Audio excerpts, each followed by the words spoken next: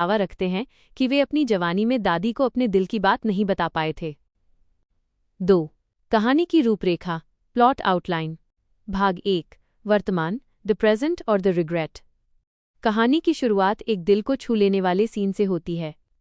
दादाजी अपनी पुरानी फोटो एल्बम देख रहे होते हैं और अचानक थोड़े उदास होकर अपने पोते करण को बताते हैं कि वे अपनी जवानी के दिनों में दादी से बेइंतहा प्यार करते थे, लेकिन अपनी झिझक, हेजिटेशन और शर्म के कारण कभी उन्हें प्रपोज नहीं कर पाए।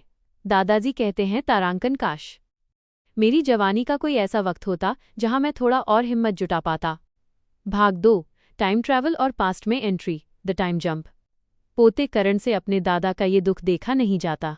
वो अपनी लैब में जाता है और अपनी बनाई हुई टाइम ट्रैवल मशीन को एक्टिवेट करता है।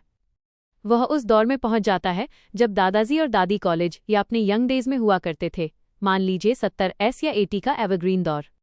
भाग 3, दादा दादी की लव स्टोरी का mission, the match making mission. Karan past में पहुंचकर अपने यंग दादा से मिलता है।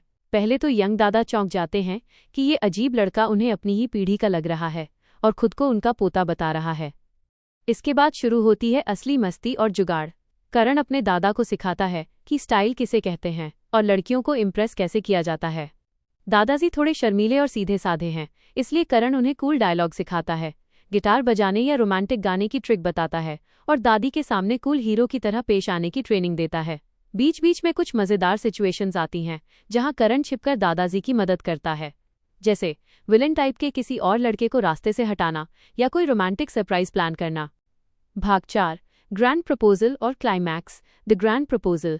करण की मदद से यंग दादाजी आखिरकार अपनी शर्मीलेपन की दीवार तोड़ते हैं और कॉलेज या किसी खूबसूरत जगह पर दादी को एक फिल्मी और यादगार अंदाज में प्रपोज कर देते हैं। दादी भी तुरंत हाँ कह देती हैं। भाग 5, वर्तमान में वापसी, द स्वीट रिटर्न। करण मुस्कुराते हुए अपनी टाइम मशीन से वापस फ्यूचर, वर्तमान में लौटता है। जैसे ही वो वर्तमान में कदम रखता है, पूरा माहौल बदला हुआ होता है। उदास रहने वाले दादाजी अब बहुत खुशमिजाज और रोमांटिक मूड में दिखते हैं। दादी के साथ उनकी खट्टी मीठी नोकझ झोंक चल रही होती है और दादाजी गर्व से दादी को ताना मारते हैं कि देखा, मैंने पहले ही दिन कह दिया था कि तुम मानोगी नहीं। दादाजी को नहीं पता कि ये सब उनके पोते के एक टाइम ट्रैवल कारनामे की वजह से हुआ है, लेकिन करण दिल ही दिल में बहुत खुश होता है। बताइए करण, इस प्लॉट में हम और क्या मसाला, जैसे कोई मज़ेदार कॉमेडी सीन या कोई ट्विस्ट जोड़ना चाहें?